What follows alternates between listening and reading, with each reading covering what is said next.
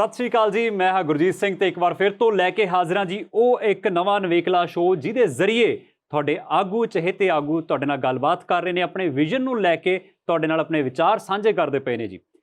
Show ਦਾ ਨਾਮ ਹੈ Sukhbir at 7 ਤੇ ਇਸ ਸ਼ੋਅ ਦੇ ਵਿੱਚ ਸਰਦਾਰ ਸੁਖਬੀਰ ਸਿੰਘ ਬਾਦਲ ਪ੍ਰਧਾਨ ਸ਼੍ਰੋਮਣੀ ਅਕਾਲੀ ਦਲ ਆਪਣੇ ਦਿਲ ਦੀਆਂ ਗੱਲਾਂ ਤੁਹਾਡੇ ਨਾਲ ਸਾਂਝੀਆਂ ਕਰ ਰਹੇ ਨੇ ਆਪਣੇ ਵਿਜ਼ਨ ਨੂੰ ਲੈ ਕੇ, ਕਿਉਂਕਿ ਵਾਅਦੇ ਇਸ ਵਕਤ ਇਲੈਕਸ਼ਨਸ ਦੇ ਦੌਰਾਨ ਬਹੁਤ ਜ਼ਿਆਦਾ ਹੋ ਰਹੇ ਨੇ, ਪਰ ਪ੍ਰੈਕਟੀਕਲ ਕਿੰਨੇ ਕੁ ਨੇ ਸਾਡੇ ਆਗੂ, ਇਹ ਵੀ ਇੱਕ ਦੇਖਣ ਵਾਲੀ ਗੱਲ ਹੋਏਗੀ, ਸੋਚਣ ਵਾਲੀ ਗੱਲ ਹੈ, ਸੋਚਣਾ ਵੀ ਬੜਾ ਜ਼ਰੂਰੀ ਹੈ ਜੀ।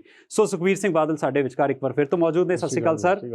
ਅੱਜ ਇੱਕ ਹੋਰ ਮੁੱਦੇ ਤੇ ਅਸੀਂ ਗੱਲ ਕਰਾਂਗੇ। ਇਹ ਮੁੱਦਾ ਬਹੁਤ ਅਹਿਮ ਹੈਗਾ, ਪਰ ਇਹਦੇ ਤੇ ਉਨੀ ਅਹਿਮੀਅਤ ਦਿਖਾਈ ਨਹੀਂ ਜਾਂਦੀ ਹੈਗੀ। ਹਮੇਸ਼ਾ ਆਪਾਂ ਗੱਲ ਕਰਦੇ ਹਾਂ ਵੱਡੇ ਵੱਡੇ ਇੰਡਸਟਰੀਜ਼ ਦੀ, ਵੱਡੇ ਉਦਯੋਗਪਤੀਆਂ ਦੀ, ਵੱਡੇ ਕਾਰੋਬਾਰੀਆਂ ਦੀ, ਪਰ ਸਾਡੀ ਸਮਾਜ ਦੇ ਵਿੱਚ ਛੋਟੇ ਛੋਟੇ ਕਾਰੋਬਾਰੀ, ਛੋਟੇ ਛੋਟੇ ਦੁਕਾਨਦਾਰ ਵੀ ਹੈਗੇ ਨੇ ਜੀ, ਉਹਨਾਂ ਤੇ ਧਿਆਨ ਨਹੀਂ ਜਾਂਦਾ। ਜਦੋਂ ਵੀ ਕੋਈ ਵਿਪਤਾ ਹੁੰਦੀ ਹੈ, ਸਭ ਤੋਂ ਪਹਿਲਾਂ ਛੋਟੀਆਂ ਦੁਕਾਨਾਂ ਬੰਦ ਹੁੰਦੀਆਂ ਨੇ। ਵੱਡੇ ਇੰਡਸਟਰੀਲਿਸਟ, ਵੱਡੀਆਂ ਇੰਡਸਟਰੀਜ਼ ਨੂੰ ਬੰਦ ਕਹਿਣ ਲਈ ਨਹੀਂ ਕਿਹਾ ਜਾਂਦਾ, ਪਰ ਛੋਟੀਆਂ ਦੁਕਾਨਾਂ ਨੂੰ ਬੰਦ ਕਰਨ ਦੇ ਲਈ ਕਿਹਾ ਜਾਂਦਾ ਹੈ। ਸੋ ਅੱਜ ਆਪਾਂ ਗੱਲ ਕਰਾਂਗੇ ਜੀ ਛੋਟੇ ਦੁਕਾਨਦਾਰਾਂ ਦੇ ਰਿਗਾਰਡਿੰਗ, ਛੋਟੇ ਕਾਰੋਬਾਰੀਆਂ ਦੇ ਰਿਗਾਰਡਿੰਗ। ਸੋ ਇਹਦੇ ਲਈ ਸਾਡੇ ਵਿਚਕਾਰ ਦੋ ਪੈਨਲਿਸਟ ਮੌਜੂਦ ਨੇ, ਦੋ ਗੈਸਟ ਮੌਜੂਦ ਨੇ। ਸ਼ਿਵ ਕੁਮਾਰ ਮਿੱਤਲ ਜੀ, Mittal agency super store Zirakpur ਤੋਂ, ਤੇ D Gupta ji from paint and hardware. ਬਹੁਤ ਬਹੁਤ ਸਵਾਗਤ ਹੈ ਜੀ ਤੁਹਾਡੇ ਦੋਨਾਂ ਦਾ। ਸਰ, ਛੋਟੀ ਦੁਕਾਨਦਾਰਾਂ ਦੀ ਆਪਾਂ ਗੱਲ ਕਰਦੇ ਹਾਂ, ਛੋਟੇ ਕਾਰੋਬਾਰੀਆਂ ਦੀ। ਉਹੀ ਹੈ ਵੀ ਜਿਹੜਾ ਛੋਟਾ ਬੰਦਾ ਹੁੰਦਾ, ਸਭ ਤੋਂ ਪਹਿਲਾਂ ਮਾਰ ਉਹਨੂੰ ਪੈਂਦੀ ਹੈ ਜੀ, ਹੈ ਨਾ। ਸੋ ਇਹ ਇੱਕ ਇੱਦਾਂ ਦਾ ਮੇਰੇ ਖਿਆਲ ਟੌਪਿਕ ਹੈ ਜਿਹਨੂੰ ਕੋਈ ਟੱਚ ਵੀ ਨਹੀਂ ਕਰਦਾ ਹੈਗਾ, ਜਿਹਦੇ ਬਾਰੇ ਕੋਈ ਗੱਲ ਵੀ ਨਹੀਂ ਕਰਦਾ ਹੈਗਾ। ਆਪਾਂ ਪਹਿਲਾਂ ਵੀ ਸ਼ੋਜ਼ ਵਿੱਚ ਗੱਲ ਕਰੀਏ, ਉਹ ਇੰਪੋਰਟੈਂਟ ਵੀ ਹੈ, ਰੈਵਨਿਊ ਜਨਰੇਟ ਕਿੱਥੋਂ ਹੋਵੇ, ਵੱਡੀਆਂ ਇੰਡਸਟਰੀਜ਼ ਕਿਵੇਂ ਕ੍ਰੀਏਟ ਹੋਣ। ਪਰ ਕੀ ਤੁਹਾਨੂੰ ਵੀ ਲੱਗਦਾ ਕਿ ਜਿਹੜੀ ਛੋਟੇ ਦੁਕਾਨਦਾਰ ਨੇ, ਛੋਟੇ ਕਾਰੋਬਾਰੀ ਨੇ, ਉਹਨਾਂ ਬਾਰੇ ਵੀ ਗੱਲ ਹੋਣੀ ਚਾਹੀਦੀ ਹੈ? ਤੇ ਤੁਹਾਡੀ ਜੇ ਸਰਕਾਰ ਆਉਂਦੀ ਹੈ, ਉਹ ਕੀ ਸੋਚੇਗੀ ਇਹਨਾਂ ਬਾਰੇ? ਜਿੰਨੀ ਵੀ ਤੁਸੀਂ ਕੋਈ ਪਾਰਟੀ ਦੀ ਗੱਲ ਕਰ ਲਓ ਜਾਂ ਕੋਈ ਪੋਲੀਟੀਕਲ ਲੀਡਰਸ਼ਿਪ ਦੀ ਗੱਲ ਕਰ ਲਓ ਜਾਂ ਸਰਕਾਰ ਦੀ ਗੱਲ ਕਰ ਲਓ ਜੀ, ਗੱਲ ਕਰਨਗੇ ਜਾਂ ਇੰਡਸਟਰੀ ਦੀ ਜਾਂ ਕਿਸਾਨ ਦੀ ਜਾਂ ਕਿਸੇ ਹੋਰ ਦੀ, ਪਰ ਛੋਟੇ ਦੁਕਾਨਦਾਰ, ਹਾਂਜੀ, ਮੈਂ ਤੁਹਾਡਾ ਸਹਿਮਤ ਹਾਂ, ਕੋਈ ਗੱਲ ਨਹੀਂ ਕਰਦਾ। ਬਿਲਕੁਲ। ਅੱਛਾ, ਛੋਟੇ ਦੁਕਾਨਦਾਰ ਉਹ ਹੈ ਜਿਹੜੇ ਆਪਣੇ ਦਮ ਤੇ ਆਪਣੇ ਪਰਿਵਾਰ ਨੂੰ ਪਾਲ ਰਹੇ ਆ। ਵਾਕਈ ਉਹਨਾਂ ਨੂੰ ਕੋਈ ਸਹੂਲਤ ਨਹੀਂ। ਉਹ ਆਪਣਾ ਨਾ ਸਰਕਾਰ ਤੋਂ ਸਰਕਾਰੀ ਨੌਕਰੀ ਮੰਗਦੇ ਹੈ, ਨਾ ਕੋਈ ਉਹ ਟੈਕਸ ਰਿਲੀਫ ਮੰਗਦੇ ਹੈ ਜੀ। ਉਹਨਾਂ ਨੇ ਆਪਣੀ ਦੁਕਾਨ ਖੋਲ੍ਹੀ ਹੈ, ਪਿੰਡਾਂ 'ਚ ਖੋਲ੍ਹੀ ਹੈ, ਸ਼ਹਿਰਾਂ 'ਚ ਖੋਲ੍ਹੀ ਹੈ, ਸੜਕਾਂ 'ਤੇ ਖੋਲ੍ਹੀ ਹੈ, ਜਿੱਥੇ ਉਹਨਾਂ ਜਿੰਨੀ ਆਮਦਨ ਆਉਂਦੀ ਹੈ ਉਹਦੇ ਨਾਲ ਪਰਿਵਾਰ ਪਾਲੀ ਜਾਂਦੇ ਆ। ਵਾਕਈ। ਅੱਛਾ, ਹੋਰ ਗੱਲ ਹੈ, ਜੇ ਕੁਛ ਵੀ ਹੁੰਦਾ ਹੈ, ਜੇ ਲਾਅ ਐਂਡ ਆਰਡਰ ਪ੍ਰੋਬਲਮ ਹੁੰਦੀ ਹੈ, ਜਾਮ ਲੱਗਦਾ ਹੈ, ਕੁਛ ਵੀ ਪ੍ਰੋਬਲਮ ਹੁੰਦੀ ਹੈ, ਸਭ ਤੋਂ ਪਹਿਲੇ ਦੁਕਾਨ ਬੰਦ ਹੋ ਜਾਂਦੀ ਹੈ। ਹਾਂਜੀ। ਅੱਛਾ, ਆਪਾਂ ਸੋਚਦੇ ਨਹੀਂ ਦੁਕਾਨ ਬੰਦ ਹੋਣ ਦਾ ਮਤਲਬ ਉਸ ਇਨਸਾਨ ਦੇ ਪਰਿਵਾਰ ਦੀ ਇੱਕ ਦਿਨ ਦੀ ਆਮਦਨ ਖਤਮ। ਵਾਕਈ।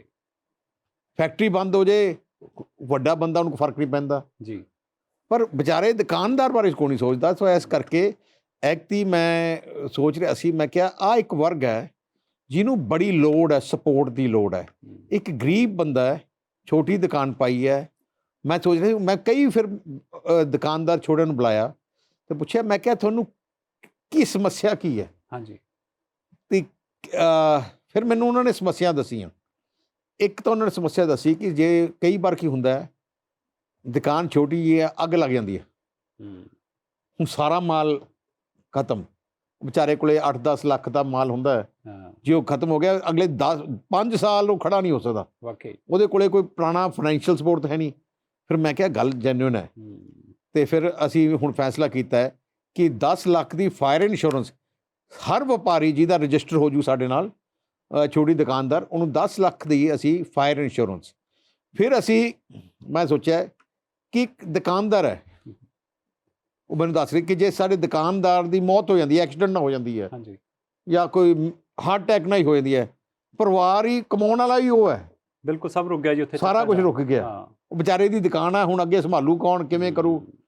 ਸੋ ਅਸੀਂ ਫਿਰ ਸਰਕਾਰ ਤਰਫੋਂ ਕੀ ਹੋ ਸਕਦਾ ਉਹਦੇ ਵਾਸਤੇ, ਕੀ ਸਪੋਰਟ ਅਸੀਂ? ਸੋ ਅਸੀਂ ਸੋਚਿਆ ਕਿ 10 ਲੱਖ ਦੀ ਲਾਈਫ ਇੰਸ਼ੋਰੈਂਸ, ਤੇ ਘੱਟ ਤੋਂ ਘੱਟ ਇੰਸ਼ੋਰੈਂਸ ਕੰਪਨੀ ਤੋਂ ਆਪਣੇ ਆਪ ਤਾਂ ਪੈਸਾ ਆ ਜਾਊਗਾ। ਵਾਕਈ ਜੀ। ਤੇ ਪ੍ਰੀਮੀਅਮ ਅਸੀਂ ਪੇ ਕਰਾਂਗੇ, ਤੇ ਲਾਈਫ ਇੰਸ਼ੋਰੈਂਸ। ਇੱਕ ਅਸੀਂ ਸੋਚਿਆ ਉਹਨਾਂ ਵਾਸਤੇ ਹੈ ਕਿ ਮੈਡੀਕਲ ਇੰਸ਼ੋਰੈਂਸ 10 ਲੱਖ ਰੁਪਏ ਦੀ ਜੀ, ਪਰਿਵਾਰ ਦੀ ਮੈਡੀਕਲ ਇੰਸ਼ੋਰੈਂਸ, ਕਿ ਕਿਸੇ ਵੀ ਹਸਪਤਾਲ 'ਚ, ਕਿਉਂਕਿ ਛੋਟਾ ਦੁਕਾਨਦਾਰ ਕੀ ਕਰਦਾ ਹੈ, ਉਹ ਜਿੰਨਾ ਕੁਛ ਹੁੰਦਾ ਹੈ, ਜਿੰਨਾ ਕੁਛ ਰੈਵਨਿਊ ਆ ਰਿਹਾ ਹੈ, ਭਾਵੇਂ ਜਿਵੇਂ ਹਾਰਡਵੇਅਰ ਵੇਚਦੇ ਆ, ਕੁਛ ਵੇਚਦੇ ਆ, ਉਹ ਜਿਹੜਾ ਰੈਵਨਿਊ ਤਾਂ ਸਰਕਾਰ ਕੋਲੇ ਆ ਰਿਹਾ ਜੀ, ਜਿਹੜਾ ਵੈਟ ਆ ਰਿਹਾ, GST ਆ ਰਿਹਾ, ਸਾਧਨ ਦੁਕਾਨਦਾਰ ਹੈ ਵਿਚਾਰਾ ਛੋਟਾ, ਰੈਵਨਿਊ ਸਰਕਾਰ ਕੋਲੇ ਆ, ਸਰਕਾਰ ਇਹਨਾਂ ਤਰਫ ਕੁਛ ਨਹੀਂ ਕਰ ਰਹੀ। ਸੋ ਇਸ ਕਰਕੇ ਅਸੀਂ ਫੋਕਸ ਐਕਟ ਛੋਟੇ ਦੁਕਾਨਦਾਰ ਵਾਸਤੇ ਕੀਤਾ ਹੈ, ਜਿਹਦੇ 'ਚ ਅਸੀਂ 10 ਲੱਖ ਦੀ ਮੈਡੀਕਲ ਇੰਸ਼ੋਰੈਂਸ ਜੀ। ਨਾਲੇ ਅਸੀਂ ਇੱਕ ਆ ਵੀ ਸੋਚ ਰਹੇ ਹਾਂ ਕਿ ਵਿਚਾਰੇ ਹੁਣ ਅੱਛਾ ਜਿਹੜੇ ਛੋਟਾ ਦੁਕਾਨਦਾਰ ਉਹਦੇ ਕੋਲੇ ਫਾਈਨੈਂਸ਼ੀਅਲ ਸਪੋਰਟ ਦੀ ਵੀ ਮਦਦ ਕਿਤੇ ਚਾਹੀਦੀ ਹੁੰਦੀ ਹੈ। ਜੇ ਉਹ ਬੈਂਕ ਤੋਂ ਲੋਨ ਲਊਗਾ ਜੀ ਤੇ ਮੈਂ ਇਹ ਫੈਸਲਾ ਕੀਤਾ ਕਿ 5% ਇੰਟਰਸਟ ਸਬਸਿਡੀ ਜੇ 10 ਲੱਖ ਤੱਕ ਜੇ ਛੋਟਾ ਦੁਕਾਨਦਾਰ ਕਿਸੇ ਬੈਂਕ ਤੋਂ ਲਊਗਾ, ਜਿਵੇਂ 10% ਵਿਆਜ ਹੈ ਜੀ ਜਾਂ 11% ਵਿਆਜ ਹੈ, ਸੋ 5% ਪੰਜਾਬ ਸਰਕਾਰ ਉਹਦੀ ਸਬਸਿਡੀ ਦੇਊਗੀ। ਵਾਹ ਜੀ ਵਾਹ। ਸੋ ਘੱਟ ਤੋਂ ਘੱਟ ਉਹ ਆਪਣੇ ਉਹਨੂੰ ਫਾਈਨੈਂਸ਼ੀਅਲ ਸਪੋਰਟ ਹੋ ਜੇ, ਜ਼ਰੂਰਤਾਂ ਪੂਰੀਆਂ ਕਰ ਸਕੇ ਘੱਟੋ ਘੱਟ। ਸੋ ਸ਼ਿਵ ਕੁਮਾਰ ਮਿੱਤਲ ਜੀ ਹੈਗੇ ਨੇ ਜ਼ੀਰਕਪੁਰ ਤੋਂ ਨੇ ਜੀ। ਸ਼ਿਵ ਕੁਮਾਰ ਜੀ, ਕੋਈ ਤੁਹਾਡਾ ਸਵਾਲ ਹੈਗਾ ਇਹਨਾਂ ਦੇ ਵਿਜ਼ਨ ਨੂੰ ਲੈ ਕੇ, ਹੈ ਨਾ? ਸਵਾਲ ਸਰ ਇਹੀ ਹੈ ਕਿ ਜਿੱਦਾਂ ਕਿਸਾਨ ਨੂੰ ਲਾ ਲਓ ਜਾਂ ਕਿਸੇ ਨੂੰ ਵੀ ਲਾ ਲਓ, ਲੋਨ ਫ੍ਰੀ ਹੋ ਜਾਂਦੇ ਆ, ਮਾਫ ਹੋ ਜਾਂਦੇ ਆ ਜੀ। ਸਾਡਾ ਬੜਾ ਮਾੜਾ ਹਾਲ ਹੈ ਜੀ। ਦੀਵਾਲੀ ਦੁਸਹਿਰੇ 'ਤੇ ਅਫਸਰ ਤੰਗ ਕਰਦੇ ਜੀ ਸਾਨੂੰ ਬਹੁਤ ਜ਼ਿਆਦਾ। ਸਾਨੂੰ ਲੋਨ ਇੰਨਾ ਮਹਿੰਗਾ ਮਿਲਦਾ ਕਿ ਅਸੀਂ ਲੋਨ ਭਰਦੇ ਹੀ ਮਰ ਜਾਂਦੇ ਸਾਰੀ ਉਮਰ ਜੀ। ਅੱਛਾ ਜੀ। ਦੀਵਾਲੀ ਦੁਸਹਿਰੇ 'ਤੇ ਅਸੀਂ ਕੁਛ ਨਹੀਂ ਕਰ ਸਕਦੇ ਬਾਹਰ, ਸਾਨੂੰ ਹਰੇਕ ਡਿਪਾਰਟਮੈਂਟ ਤੰਗ ਕਰਦਾ ਜੀ, ਹਰੇਕ। ਅੱਛਾ ਜੀ। ਹਾਂਜੀ ਹਾਂਜੀ, ਇਹ ਸਾਨੂੰ ਸਭ ਤੋਂ ਬੜੀ ਪ੍ਰੋਬਲਮ ਤਾਂ ਇसी ਚੀਜ਼ ਕੀ ਹੈ ਜੀ। ਐਕਚੁਅਲੀ ਗੱਲ ਇਹਨਾਂ ਦੀ ਸਹੀ ਹੈ, ਵਿਚਾਰੇ ਦੀ ਛੋਟੀ ਦੁਕਾਨ ਹੈ, ਆਮਦਨ ਵੀ ਥੋੜੀ ਜਿਹੀ ਹੈ, ਪਰ ਜਿਵੇਂ ਦੱਸਦੇ ਕੋਈ ਦੀਵਾਲੀ ਲੈਣ ਆ ਜਾਂਦਾ ਹੈ, ਕੋਈ ਦੁਸ਼ਹਿਰਾ ਮੰਗਣ ਆ ਜਾਂਦਾ ਹੈ ਅਫਸਰ। ਪਿਛਲੀ ਵਾਰ ਜਦੋਂ ਸਾਡੀ ਸਰਕਾਰ ਸੀ, ਮੈਂ ਇੱਕ ਸਕੀਮ ਕੱਢੀ ਸੀ, ਰਾਹਤ ਸਕੀਮ। ਰਾਹਤ ਸਕੀਮ ਮਤਲਬ ਕਿ ਜੇ ਤੁਸੀਂ ਤੁਹਾਡੀ 25 ਲੱਖ ਪੂਰੀ ਸੇਲ ਹੈ ਪੂਰੇ ਸਾਲ ਦੀ, ਮਤਲਬ ਸਮਝ ਲਓ 2-2.5 ਲੱਖ ਰੁਪਇਆ ਮਹੀਨੇ ਦੀ ਤੁਹਾਡੀ ਪੂਰੀ ਵਿਕਰੀ ਹੈ ਪੰਜਾਬ, ਤੁਸੀਂ ਇਕੱਲਾ 5,000 ਰੁਪਇਆ ਤੁਸੀਂ ਸਰਕਾਰ ਨੂੰ ਜਮ੍ਹਾਂ ਕਰਾਉਣਾ ਸਾਲ ਦਾ। ਠੀਕ ਹੈ ਜੀ। ਤੁਹਾਨੂੰ ਕੋਈ ਕਿਤਾਬ ਰੱਖਣ ਦੀ ਲੋੜ ਨਹੀਂ, ਕੋਈ ਇੰਸਪੈਕਟਰ ਤੁਹਾਡੀ ਦੁਕਾਨ ਤੇ ਆ ਨਹੀਂ ਸਕਦਾ, ਤੁਸੀਂ ਇਕੱਲਾ ਉਹ ਸਰਟੀਫਿਕੇਟ ਲਾ ਦੇਣਾ ਕਿ ਮੈਂ 5,000 ਭਰ ਦਿੱਤਾ। ਹੁਣ ਕਿਸੇ ਦੀ ਹਿੰਮਤ ਨਹੀਂ, ਜਿਵੇਂ 25 ਤੋਂ 50 ਲੱਖ ਹੈ ਜੇ ਟੋਟਲ ਤੁਹਾਡੀ ਸੇਲ ਜੀ, ਫਿਰ ਤੁਸੀਂ ਇਕੱਲਾ 10,000 ਰੁਪਏ ਭਰਨਾ ਹੈ, ਕਿਤਾਬ ਰੱਖਣ ਦੀ ਵੀ ਲੋੜ ਨਹੀਂ। ਨਹੀਂ ਤਾਂ ਕੀ ਹੁੰਦਾ ਸੀ, ਪਹਿਲੇ ਕੀ ਕਰਦੇ ਹੁੰਦੇ ਸੀ ਨਾ, ਐਕਸਾਈਜ਼ ਡਿਪਾਰਟਮੈਂਟ, ਸੇਲ ਟੈਕਸ ਵਾਲੇ, ਇਹਨਾਂ ਵਿਚਾਰਿਆਂ ਨੂੰ ਵੀ ਕਿਤਾਬਾਂ ਰੱਖਣੀਆਂ ਪੈਂਦੀਆਂ ਸੀ, ਉਹ ਵੀ ਮੈਂ ਬੰਦ ਕੀਤਾ। 50 ਤੋਂ 75 ਤੱਕ 15,000। ਸੋ ਮੈਂ ਸਕੀਮ ਬਣਾਈ ਸੀ, ਪਰ ਇਹਨਾਂ ਨੇ ਆ ਕੇ ਉਹ ਬੰਦ ਕਰ ਦਿੱਤੀ ਜੀ। ਮੈਂ ਬੜਾ ਕਲੀਅਰ ਹੈ, ਹੁਣ ਵੀ ਮੈਂ ਅਨਾਊਂਸ ਕੀਤਾ ਹੈ, 25-50 ਲੱਖ ਤੱਕ ਜਿਹੜੇ ਛੋਟੇ ਦੁਕਾਨਦਾਰ ਹੈ, ਇਹਨਾਂ ਨੂੰ ਕੋਈ ਕਿਤਾਬ ਰੱਖਣ ਦੀ ਲੋੜ ਨਹੀਂ ਪੈਣੀ, ਤੇ ਕਿਸੇ ਇੰਸਪੈਕਟਰ ਨੂੰ ਇਜਾਜ਼ਤ ਨਹੀਂ ਦਿੱਤੀ ਜਾਊਗੀ ਛੋਟੇ ਦੁਕਾਨਦਾਰ ਨੂੰ ਤੰਗ ਕਰਨ ਜੀ। ਉਹਦੀ ਆਮਦਨ ਕੀ ਹੈ, ਤੁਸੀਂ ਉਹ ਤੋਂ ਕੀ ਕਰਾਉਣਾ ਚਾਹੁੰਦੇ ਹੋ? ਜੇ ਵਿਚਾਰੇ ਮਸਾਂ ਹੀ ਘਰ ਦਾ ਗੁਜ਼ਾਰਾ ਚੱਲ ਰਿਹਾ ਹੈ, ਤੇ ਜਿੰਨਾ ਵਿਚਾਰੇ ਨੂੰ ਖੁੱਲ ਦੋਗੇ, ਘੱਟ ਤੋਂ ਘੱਟ ਆਪਣਾ ਗੁਜ਼ਾਰਾ ਤਾਂ ਚਲਾ ਲੇ। ਸਰ, ਕੋਈ ਇਦਾਂ ਦੀ ਹੈਲਪਲਾਈਨ ਵੀ ਹੋਏਗੀ ਜੇ ਫਿਰ ਵੀ ਇਹਨਾਂ ਹਦਾਇਤਾਂ ਦੇ ਬਾਅਦ ਵੀ ਕੋਈ ਤੰਗ ਕਰਨ ਆ ਜਾਂਦਾ ਦੁਕਾਨਦਾਰ ਨੂੰ, ਕੀ ਇਹ ਉਸ ਹੈਲਪਲਾਈਨ ਤੇ ਕਾਲ ਕਰਕੇ ਇਹ ਸ਼ਿਕਾਇਤ ਦਰਜ ਕਰਾ ਸਕਦੇ ਨੇ? ਪੱਕਾ। ਮੈਂ ਆਪਣੇ ਡਿਪਾਰਟਮੈਂਟ ਵਿੱਚ, ਚੀਫ ਮਿਨਿਸਟਰ ਆਫਿਸ ਵਿੱਚ ਜੀ, ਅਸੀਂ ਕੰਪਲੇਂਟ ਸੈਂਟਰ ਲਾਵਾਂਗੇ, ਕਾਲ ਸੈਂਟਰ ਬਣਾਵਾਂਗੇ। ਕਿਸੇ ਨੂੰ ਕੋਈ ਤੰਗ ਕਰੂਗਾ ਜਾਂ ਛੋਟਾ ਦੁਕਾਨਦਾਰ ਲਿਮਿਟ ਸੈੱਟ ਕਰੂਗੀ ਜਿਹਦੀ ਇੰਨੀ ਸੇਲ ਹੈ, ਕੋਈ ਬਲੈਂਕੇਟ ਸਾਡੀ ਸਰਟੀਫਿਕੇਟ ਹੋਗੀ ਉਹਦੀ ਦੁਕਾਨ ਤੇ, ਭਾਵੇਂ ਸਟicker ਸਾਡਾ ਹੈਗਾ, ਕੋਈ ਇੰਸਪੈਕਟਰ ਇੱਥੇ ਆ ਕੇ ਉਹਨਾਂ ਨੂੰ ਪੁੱਛ ਨਹੀਂ ਸਕਦਾ ਜੀ। ਸੋ ਡੀ ਗੁਪਤਾ ਜੀ ਹੈਗੇ ਨੇ, ਪੇਂਟ ਐਂਡ ਹਾਰਡਵੇਅਰ ਦੀ ਇਹਦੀ ਸ਼ਾਪ ਹੈ। ਗੁਪਤਾ ਜੀ, ਕੋਈ ਸਵਾਲ ਤੁਹਾਡਾ? ਸਾਨੂੰ ਤਾਂ ਜੀ ਅੱਜ ਅਸੀਂ ਦਿਲ ਤੋਂ ਇੱਕ ਦੁਆ ਕਰਦੇ ਹਾਂ ਕਿ ਮੈਂ ਜੇ ਸੱਚ ਕਹਾਂ ਤਾਂ ਦਿਲ ਦੀ ਆਵਾਜ਼ ਨਾਲ ਸਮਝ ਲਓ ਕਿ ਇੱਕ ਭਾਵੀ ਮੁੱਖ ਮੰਤਰੀ ਦੇ ਗੱਲ ਸੁਣ ਕੇ ਅੱਧਾ ਕੁ ਸਾਡਾ 50% ਦਾ ਜਿਹੜਾ ਦੁੱਖ ਹੈ ਸਾਡਾ, ਉਹ ਦੂਰ ਹੋ ਗਿਆ। ਇੱਕ ਪਹਿਲਾ ਇੱਦਾਂ ਦਾ ਲੀਡਰ ਸਾਡੇ ਵਿਚਕਾਰ ਹੈ ਜਿਹਨੇ ਸਾਨੂੰ ਇਹ ਭਰੋਸਾ ਦਿੱਤਾ। ਖਾਸ ਕਰਕੇ ਗੱਲ ਕੀ ਹੈ, ਅਸੀਂ ਸਵਰਨ ਜਾਤੀ ਨਾਲ ਬਿਲੋਂਗ ਕਰਦੇ, ਸਾਡੇ ਦੀ ਨੌਕਰੀਆਂ ਤਾਂ ਹੈ ਹੀ ਨਹੀਂ। ਹਾਂਜੀ, ਅਸੀਂ ਆਪਣੇ ਵੱਲੋਂ ਜਿੰਨਾ ਕੁ ਆਪਣਾ ਸਾਡੇ ਕੋਲ ਹੁੰਦਾ, ਜਿੰਨੀ ਸਾਡੀ ਹੈਸੀਅਤ ਹੁੰਦੀ, ਅਸੀਂ ਦੁਕਾਨ ਕਰਦੇ। ਉਹਦੇ 'ਚ ਮੇਨ ਮੁੱਦਾ ਕੀ ਹੁੰਦਾ, ਦੁਕਾਨ ਆਪ ਦੀ ਜੀ। ਉਹਦੇ ਵਿੱਚ ਦੁਕਾਨ ਦਾ ਬਰਾਂਡਾ ਸਾਡਾ ਆਪਣਾ। ਹੁਣ ਹਰ ਦੁਕਾਨਦਾਰ ਬਰਾਂਡੇ 'ਚ ਸਮਾਨ ਰੱਖ ਕੇ ਬਹਿੰਦਾ, ਉਹੀ ਗੱਲ ਹੈ, ਜੋ ਦਿਖਦਾ ਉਹੀ ਵਿਕਦਾ। ਪਰ ਸਾਡੀ ਹਾਲਾਤ ਇਹ ਹੋ ਗਏ ਆ ਕਾਂਗਰਸ ਪਾਰਟੀ ਦੇ ਵਿੱਚ, ਜਿਹੜਾ ਵੀ ਆਂਦਾ ਆ ਕੇ ਡੰਡਾ ਮਾਰ ਕੇ ਚੱਕੋ ਇਹਨੂੰ। ਸਾਡੀ ਇਹ ਹਾਲਾਤ ਹੋਈ ਪਈ ਹੈ ਜਿਹਦਾ ਕੋਈ ਹਿਸਾਬ ਨਹੀਂ। ਉਹੀ ਜਿੱਦਾਂ ਇਹ ਗੱਲ ਕਰਕੇ ਹਟੇ ਮਿੱਤਲ ਸਾਹਿਬ, ਉਹੀ ਹਾਲ ਸਾਡੇ ਨਾਲ ਵੀ ਹੈ। ਦੀਵਾਲੀ ਸ਼ੁਰੂ ਹੋਈ ਨਹੀਂ, ਜੇ ਕੋਈ ਘਰ ਦਾ ਬੰਦਾ ਕੋਈ ਘਰ ਵਾਸਤੇ ਵੀ ਸਮਾਨ ਲੈ ਕੇ ਜਾ ਰਿਹਾ, ਉਹਦਾ ਵੀ ਚੱਕ ਕੇ ਸਕੂਟਰ ਰੋਕ ਲੈਣਾ, ਉਹਦੀ ਵੀ ਰੇਹੜੀ ਰੋਕ ਲੈਣੀ। ਅੱਛਾ ਵੀ ਹਾਂ ਬਈ, ਇਹਦਾ ਪਰਚਾ ਦਿਖਾ, ਇਹਦਾ ਬਿੱਲ ਦਿਖਾ। ਪਿੰਡਾਂ ਦੇ ਵਿੱਚ ਛੋਟਾ ਸਾਡਾ ਛੋਟੇ ਪੱਧਰ 'ਤੇ ਸਾਡੀ ਦੁਕਾਨਦਾਰੀ ਹੈ, ਉਹਦਾ ਕਿੰਨਾ ਕੁ ਅਸੀਂ ਬਿੱਲ ਆਪਣਾ ਉਹਨੂੰ ਕੱਟ ਕੇ ਦੇਈਏ। ਇੰਨੀ ਕੁ ਹਰਾਸਮੈਂਟ ਹੁੰਦੀ ਹੈ ਕਿ ਜਿਹਦਾ ਕੋਈ ਜਵਾਬ ਨਹੀਂ। ਅਸੀਂ ਆਪ ਦੀ ਦੁਕਾਨ ਕਰਦੇ ਹਾਂ, ਆਪ ਦੇ ਹੱਡ ਬੰਨ੍ਹਦੇ ਹਾਂ, ਆਪ ਦਾ ਸਾਰਾ ਪਰਿਵਾਰ ਸਾਡੇ ਵਿੱਚ ਇਨਵੋਲਵ ਹੁੰਦਾ, ਸਾਡੇ ਬੱਚੇ ਵੀ, ਸਾਡੀ ਜਨਾਨੀਆਂ ਵੀ। ਆਹ ਸਮਾਨ ਫੜਾ ਦੀ ਚੱਕ ਕੇ ਅਸੀਂ ਦੇਤਾ, ਅਸੀਂ ਆਪ ਦਾ ਕੰਮ ਕਰਦੇ ਹਾਂ। ਲੇਕਿਨ ਆਫਟਰ 58 ਸਾਲ ਬਾਅਦ ਸਾਡਾ ਫਿਊਚਰ ਕੀ ਹੈ? ਮੈਂ ਇਹ ਵੀ ਚਾਹਾਂਗਾ ਸਾਡੇ ਵਾਸਤੇ ਆਉਣ ਵਾਲੇ ਮੁੱਖ ਮੰਤਰੀ ਸਾਹਿਬ ਸਾਡੇ ਵਾਸਤੇ ਵੀ ਕੁਛ ਸੋਚਣ ਕਿ 60 ਸਾਲ ਤੋਂ ਬਾਅਦ ਸਾਡਾ ਵੀ ਰੁਜ਼ਗਾਰ ਜਿਹੜਾ ਕੀ ਹੋਵੇ, ਕਿਉਂ ਮੁੰਡੇ ਤਾਂ ਵੈਸੇ ਅੱਜ ਕੱਲ੍ਹ ਮੁੰਡੇ ਸੈਂਡ ਆਊਟ ਕਰਦੇ ਨੇ।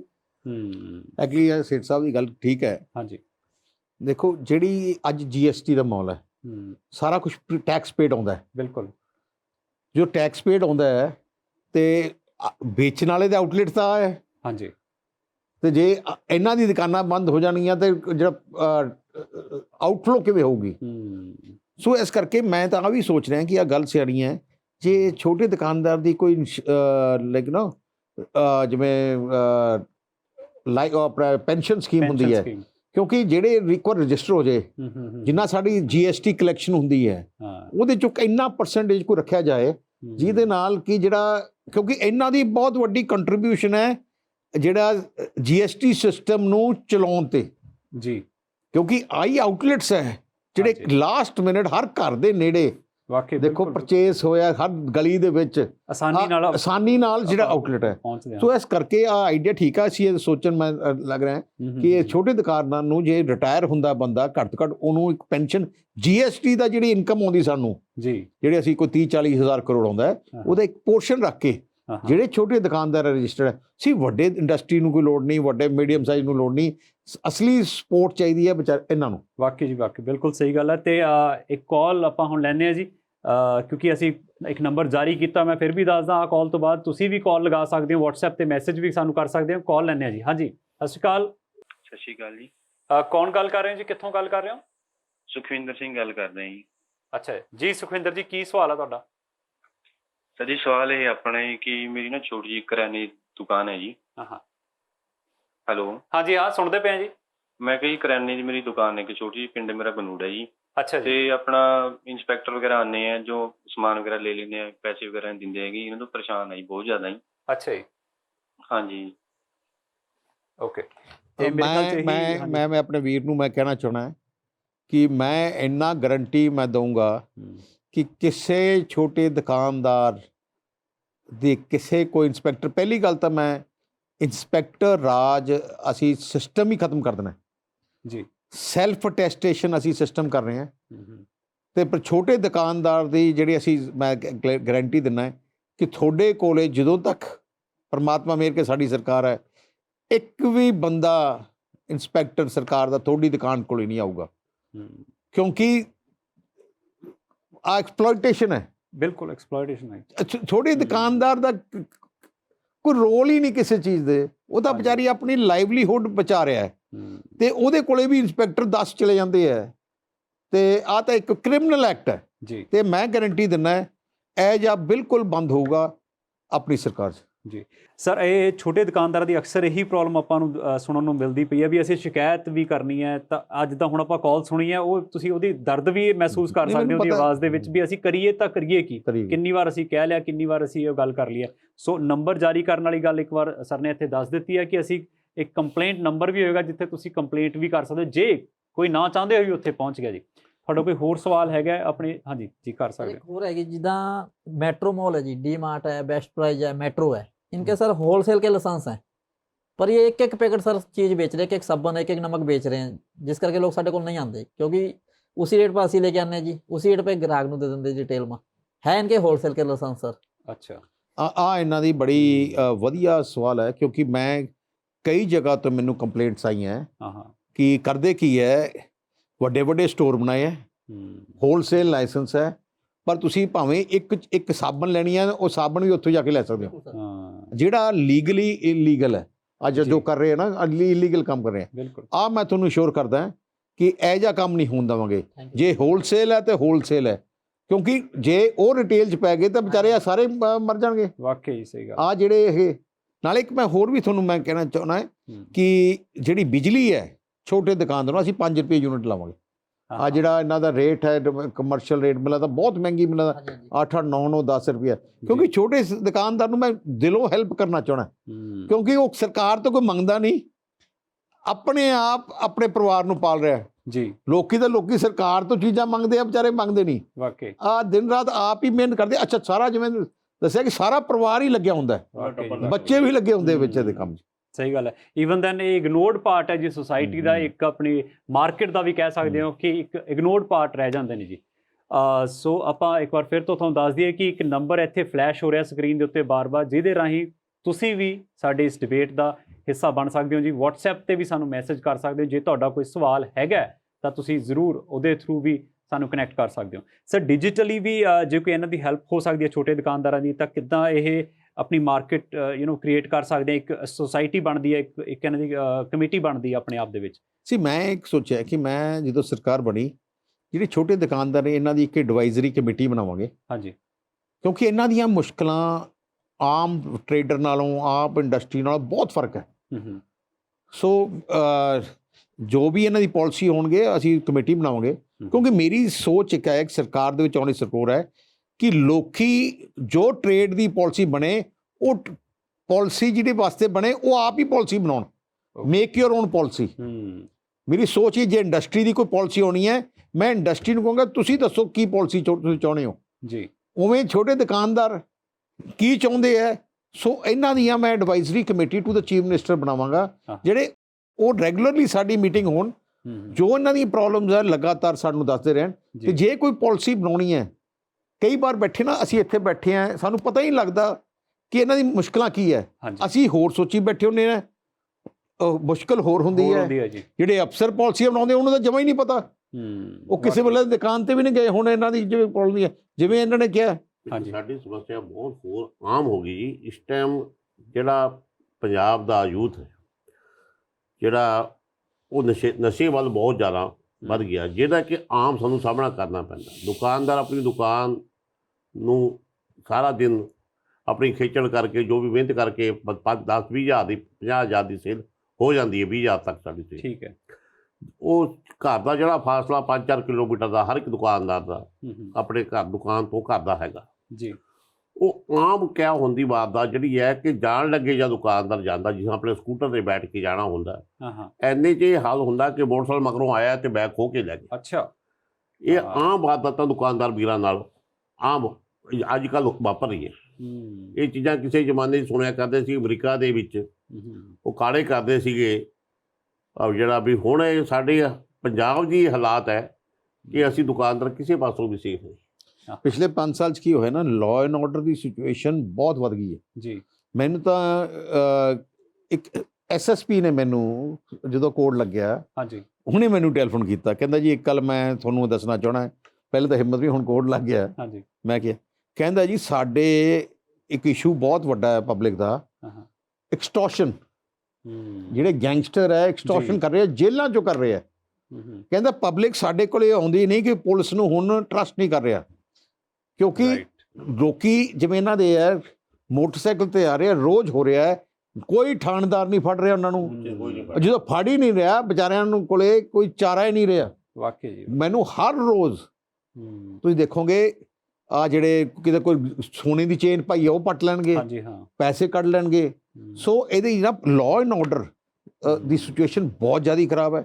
ਜਦੋਂ ਸਾਡੀ ਸਰਕਾਰ ਸੀ, ਮੈਨੂੰ ਯਾਦ ਹੈ ਸਵੇਰੇ 7-8 ਵਜੇ ਜਦੋਂ ਅਖਬਾਰ ਪੜ੍ਹ ਲਈਦਾ ਸੀ, ਜਿਹੜੇ ਅਖਬਾਰ ਵਿੱਚ ਕਿਸੇ ਸ਼ਹਿਰ ਦਾ ਕੋਈ ਇਹੋ ਜਿਹਾ ਇੰਸੀਡੈਂਟ ਹੁੰਦਾ, ਅਸੀਂ SSP ਨੂੰ ਉਦੋਂ ਹੀ ਟੈਲੀਫੋਨ ਕਰਦੇ ਸੀ ਕਿ ਆ ਕਿਉਂ ਹੋਇਆ। Right sir.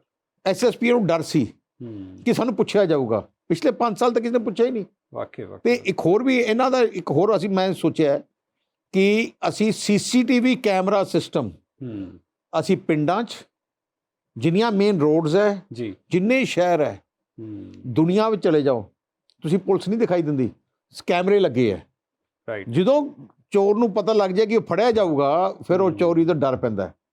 ਹੁਣ ਉਹਨੂੰ ਪਤਾ ਹੈ ਕਿ ਫੜਿਆ ਜਾਣਾ ਨਹੀਂ, ਪੁਲਿਸ ਨੇ ਕੁਝ ਕਰਨਾ ਨਹੀਂ। ਪਰ ਜੇ ਆਪਾਂ CCTV ਕੈਮਰਾ ਸਿਸਟਮ ਦਾ ਅਸੀਂ ਪੂਰੇ ਪੰਜਾਬ 'ਚ ਮੈਂ ਪ੍ਰਾਇਰਟੀ ਨਾਲ ਨੈਟਵਰਕ ਬਣਾਵਾਂਗੇ CCTV ਕੈਮਰਾ ਦਾ, ਕੰਟਰੋਲ ਰੂਮ ਨਹੀਂ, ਸੋ ਦੈਟ ਜਿਹੜੇ ਕੋਈ ਵੀ ਵਾਰਦਾਤ ਕਰੂਗਾ ਉਹਨੂੰ ਭੱਜਿਆ ਨਾ ਜਾ ਸਕੇ, ਉਹ ਫੜਿਆ ਜਾ ਸਕੇ। ਅੰਡਰ ਆਬਜ਼ਰਵੇਸ਼ਨ ਸਾਰੀ ਗੱਲਬਾਤ ਰਹੇਗੀ ਜੀ। ਸੋ ਇੱਕ ਕਾਲ ਆਪਾਂ ਲੈਣੇ ਜੀ ਇਹਦੇ ਵਿਚਕਾਰ। ਹਾਂਜੀ, ਸਤਿ ਸ਼੍ਰੀ ਅਕਾਲ। ਹਾਂਜੀ, ਸਤਿ ਸ਼੍ਰੀ ਅਕਾਲ ਜੀ। ਕੌਣ ਗੱਲ ਕਰ ਰਹੇ ਹੋ ਜੀ? ਸਰ, ਕੁਲਜੀਤ ਕੌਰ ਗੱਲ ਕਰ ਰਹੀ ਹਾਂ, ਮੋਗਾ ਤੋਂ ਜੀ। ਸਵਾਲ ਪੁੱਛੋ ਜੀ ਆਪਣਾ ਫਿਰ। ਹਾਂਜੀ ਸਰ, ਮੇਰਾ ਸਵਾਲ ਹੈ, ਮਤਲਬ ਮੈਂ ਤੇ ਮੇਰਾ ਮੰਮੀ ਬਿਊਟੀ ਪਾਰਲਰ ਖੋਲਿਆ ਹੋਇਆ ਸਾਡਾ, ਤੇ ਸਾਨੂੰ ਮਤਲਬ ਇਨਕਮ ਟੈਕਸ 'ਚ ਕੋਈ ਛੋੜ ਨਹੀਂ ਹੈ। ਤਾਂ ਪੁਲਿਸ ਵਾਲੇ, ਇਨਕਮ ਟੈਕਸ ਵਾਲੇ ਸਾਨੂੰ ਬਹੁਤ ਪਰੇਸ਼ਾਨ ਕਰਦੇ ਆ, ਤੇ ਕਿਤੇ ਵੀ ਸਾਡੀ ਕੋਈ ਸੁਣਵਾਈ ਨਹੀਂ ਹੋ ਰਹੀ। ਮਤਲਬ ਸਾਨੂੰ ਸਮਝ ਨਹੀਂ ਆ ਰਹੀ ਅਸੀਂ ਕਿੱਥੇ ਜਾਈਏ, ਕੀ ਕਰੀਏ, ਤੇ ਨਾ ਹੀ ਕੋਈ ਲੋਕਲ ਨੇਤਾ ਕੋਈ ਸੁਣਵਾਈ ਕਰ ਰਹੇ ਆ ਸਾਡੀ। ਜੀ ਜਿਹੜੀ ਬੇਟੀ ਗੱਲ ਕਰ ਰਹੀ ਹੈ, ਗੱਲ ਸਹੀ। ਮੈਂ ਉਹਨੂੰ ਦੱਸਣਾ ਚਾਹਣਾ ਕਿ ਜਦੋਂ ਸਾਡੀ ਸਰਕਾਰ ਆਊਗੀ, ਜਿਵੇਂ ਮੈਂ ਗੱਲ ਕਰ ਰਿਹਾ ਸੀ, ਛੋਟੇ ਜਿੰਨੇ ਵਪਾਰ ਹੈ, ਛੋਟਾ ਦੁਕਾਨਦਾਰ ਹੈ, ਜਿਵੇਂ ਭਾਵੇਂ ਬਿਊਟੀ ਪਾਰਲਰ ਹੈ, ਕਿਸੇ ਕੋਈ ਅਫਸਰ ਤੁਹਾਨੂੰ ਕੋਈ ਤੰਗ ਨਹੀਂ ਕਰੂਗਾ। ਆ ਗਾਰੰਟੀ ਦਿੰਦਾ ਤੁਹਾਨੂੰ। ਇਹ ਹਰ ਸ਼ਾਪ ਦੇ ਉੱਤੇ ਕੰਟਰੋਲ ਰੂਮ ਨੰਬਰ ਰੱਖਿਆ ਹੋਊਗਾ, ਤੁਸੀਂ ਉਹਦੇ ਭਾਵੇਂ ਸਾਹਮਣੇ ਟੈਲੀਫੋਨ ਕਰ ਦਿਓ, ਆਹ ਕਰਨ ਲੱਗੇ ਅਸੀਂ ਜੀ। ਜਿਹੜਾ ਸਿੱਧਾ ਸਾਡੇ ਕੰਟਰੋਲ ਰੂਮ ਹੋਊਗਾ, ਇਹ ਕੰਪਲੀਟ ਬੈਨ ਲਵਾਂਗੇ ਕਿ ਕੋਈ ਅਫਸਰ ਕਿਸੇ ਵੀ ਡਿਪਾਰਟਮੈਂਟ ਦਾ ਸਾਡੇ ਛੋਟੇ ਦੁਕਾਨਦਾਰ ਨੂੰ ਤੰਗ ਨਾ ਕਰੇ, ਕਿਉਂਕਿ ਵਿਚਾਰੇ ਕੋਲ ਹੈ ਹੀ ਕੀ, ਤੁਸੀਂ ਤੰਗ ਕਿਉਂ ਕਰਨਾ ਹੈ। ਤੋ ਇਸ ਕਰਕੇ ਮੈਂ ਬੇਟੀ ਨੂੰ ਦੱਸਣਾ ਚਾਹੁੰਦਾ, ਤੁਸੀਂ ਫਿਕਰ ਲਾ ਦਿਓ। ਅਤੇ ਮੈਂ ਇੱਕ ਹੋਰ ਵੀ ਤੁਹਾਨੂੰ ਤੁਹਾਡੇ ਰਾਹੀਂ ਮੈਂ ਦੱਸਣਾ ਚਾਹੁੰਦਾ, ਹੋਰ ਵੀ ਕਿਸੇ ਬੇਟੀ ਨੇ ਜਾਂ ਬੇਟੇ ਨੇ, ਕਿਸੇ ਨੇ, ਬੱਚੇ ਨੇ ਕੋਈ ਆਪਣਾ ਕੰਮ ਸ਼ੁਰੂ ਕਰਨਾ ਹੈ, ਸਾਡੀ ਆਉਣ ਵਾਲੀ ਸਰਕਾਰ 5 ਲੱਖ ਰੁਪਏ ਦਾ ਲੋਨ ਦੇਊਗੀ, ਜਿਹਦਾ ਕੋਈ ਵਿਆਜ ਨਹੀਂ ਹੋਊਗਾ। 3 ਸਾਲ ਉਹ ਪੈਸੇ ਨੂੰ ਤੁਸੀਂ ਮੋੜਨਾ ਵੀ ਨਹੀਂ, 3 ਸਾਲ ਬਾਅਦ 10 ਸਾਲਾਂ 'ਚ ਤੁਸੀਂ ਮੋੜਨਾ, ਪਰ ਵਿਆਜ ਨਹੀਂ ਲੱਗੂਗਾ। ਉਹਦਾ ਮਕਸਦ ਕੀ ਹੈ ਕਿ ਤੁਹਾਡਾ ਘੱਟ ਤੋਂ ਘੱਟ ਤੁਹਾਡੇ ਕੋਲੇ ਕੋਈ ਪੈਸਾ ਆਪਣੇ ਆਪ ਦੁਕਾਨ ਖੋਲ੍ਹਣ ਦੀ ਤੁਹਾਨੂੰ ਕੋਈ ਤੁਹਾਡਾ ਹੈਲਪ ਮਿਲ ਜੇ, ਅਤੇ ਉਹ ਜਦੋਂ ਤੁਹਾਡਾ 3 ਸਾਲ ਤੁਹਾਡਾ ਕੰਮ ਚੱਲ ਹੀ ਜਾਣਾ, ਉਹਦੇ ਬਾਅਦ ਤੁਸੀਂ ਹੌਲੀ ਹੌਲੀ 10 ਸਾਲਾਂ 'ਚ ਮੋੜ ਸਕਦੇ ਹੋ। ਸੋ ਦੋਸਤੋ, ਪੰਜਾਬ ਵਿਧਾਨ ਸਭਾ ਚੋਣਾਂ ਬਿਲਕੁਲ ਨਜ਼ਦੀਕ ਨੇ ਜੀ। ਉਮੀਦਵਾਰ ਸਾਰੇ ਤੁਹਾਡੇ ਸਾਹਮਣੇ ਨੇ ਜੀ। ਹੁਣ ਸੋਚਣਾ ਤੁਸੀਂ ਹੈ ਕਿ ਵੋਟ ਕਿਹਨੂੰ ਪਾਣੀ ਹੈ। ਸੁਖਬੀਰ ਐਟ 7 ਦੇ ਸ਼ੋਅ ਦੇ ਵਿੱਚ ਅਸੀਂ ਉਸ ਆਗੂ ਨਾਲ ਗੱਲ ਕਰ ਰਹੇ ਹਾਂ ਜਿਨ੍ਹਾਂ ਦਾ ਇੱਕ ਵਿਜ਼ਨ ਹੈਗਾ ਪੰਜਾਬ ਨੂੰ ਲੈ ਕੇ, ਜਿਨ੍ਹਾਂ ਦਾ ਇੱਕ ਰੋਡ ਮੈਪ ਹੈ ਪੰਜਾਬ ਨੂੰ ਲੈ ਕੇ। ਸੋ ਜਿਹੜੇ ਸੋਚ ਰੱਖਦੇ ਨੇ ਵਿਦ ਐਗਜ਼ਾਮਪਲਸ, ਸੋ ਪ੍ਰੈਕਟੀਕਲੀ ਤੁਹਾਡੇ ਨਾਲ ਆਪਣੀ ਗੱਲ ਸਾਂਝੀ ਕਰ ਰਹੇ ਨੇ ਇਸ ਪ੍ਰੋਗਰਾਮ ਦੇ ਜ਼ਰੀਏ। ਹਰ ਇੱਕ ਐਪੀਸੋਡ ਦੇ ਵਿੱਚ ਇੱਕ ਨਵੇਂ ਟੌਪਿਕ ਦੇ ਨਾਲ ਅਸੀਂ ਤੁਹਾਡੇ ਤੱਕ ਕੁਝ ਗੱਲਾਂ ਲੈ ਕੇ ਆ ਰਹੇ ਹਾਂ। ਜੇ ਤੁਹਾਡੇ ਕੋਲ ਵੀ ਕੋਈ ਟੌਪਿਕ ਹੈਗਾ ਜਿਹਦੇ ਉੱਤੇ ਤੁਸੀਂ ਚਾਹੁੰਦੇ ਹੋ ਕਿ ਅਸੀਂ ਡਿਸਕਸ ਕਰੀਏ, ਜਾਂ ਤੁਸੀਂ ਇਸ ਪ੍ਰੋਗਰਾਮ ਦਾ ਹਿੱਸਾ ਬਣਨਾ ਚਾਹੁੰਦੇ ਹੋ, WhatsApp 'ਤੇ ਸਾਨੂੰ ਮੈਸੇਜ ਕਰ ਸਕਦੇ ਹੋ, ਕਾਲ ਵੀ ਕਰ ਸਕਦੇ ਹੋ, ਜਿਹੜਾ ਨੰਬਰ ਅਸੀਂ ਸ਼ੇਅਰ ਕਰ ਰਹੇ ਹਾਂ। ਸੋ ਇਸ ਪ੍ਰੋਗਰਾਮ ਦੇ ਨਾਲ ਇਸੇ ਤਰ੍ਹਾਂ ਜੁੜੇ ਰਹੋ। ਕੱਲ੍ਹ ਨੂੰ ਇੱਕ ਹੋਰ ਟੌਪਿਕ ਦੇ ਉੱਤੇ ਡਿਸਕਸ ਕਰਾਂਗੇ ਆਪਾਂ। ਸਰਦਾਰ ਸੁਖਬੀਰ ਸਿੰਘ ਬਾਦਲ ਇੱਕ ਵਾਰ ਫਿਰ ਤੋਂ ਸਾਡੇ ਨਾਲ ਹੋਣਗੇ, ਪਰ ਫਿਲਹਾਲ ਅਸੀਂ ਤੁਹਾਡੇ ਤੋਂ ਇਜਾਜ਼ਤ ਲਵਾਂਗੇ ਜੀ। ਚੰਗਾ ਸਰ, ਸਤਿ ਸ਼੍ਰੀ ਅਕਾਲ ਜੀ। ਸਤਿ ਸ਼੍ਰੀ ਅਕਾਲ।